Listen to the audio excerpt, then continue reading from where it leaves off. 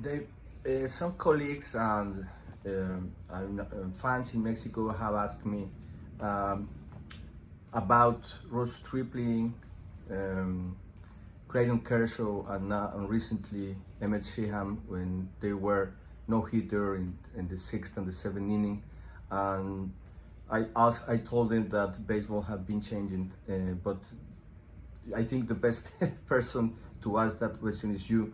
Why? What is the reason why you have quit these pitchers when say they were like no hitting in the sixth and seventh inning? Well, each of these guys is different. Ross Stripling, which was 7 years ago that I'm having this conversation, never threw more than 7 innings at that point in time.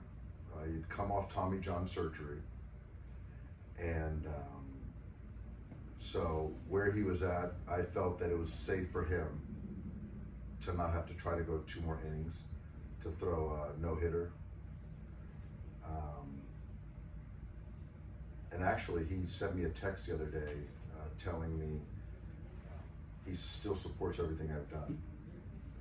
When we were talking about Emmet Sheehan, who threw 6 innings of perfect baseball. But where his pitch count was at,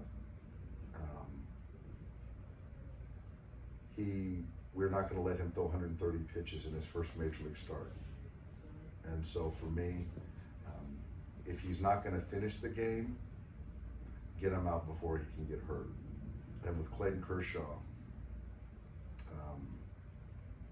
he was going to be out after the 5th inning.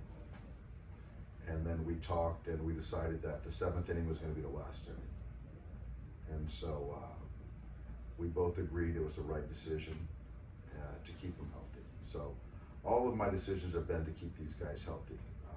I'm a fan too, but my job is to keep these guys healthy. And Clayton Kershaw was his first opening that year, last year, right? It was last year, and it was back when he came back from injury. From injury from the left arm, back in 2021, right? Yeah. What do you think has been the biggest challenges so far this year for you to arrive to the playoff and to a World Series again? The biggest challenge, just managing, guys that are healthy, not healthy, and just kind of trying to keep our team moving forward and winning baseball games. Has it been more challenging because of the young guys that we're talking about and how much you've had to rely on them? It's challenging in one sense, but it's exciting in another sense. Because to see these guys, cut their teeth. So it's challenging because there's not as much of history, but it's fun. I'm enjoying that. Have you broached the topic of a possible day off with your first baseman yet? No. No. Not even close, huh? Not even close. Not even close. No. He's getting off days at the All-Star break. There you go. Final day, we heard a lot about you guys gonna bring Shohei Ohtani for the next year, and this is gonna be Julio Urias gonna be a free agent.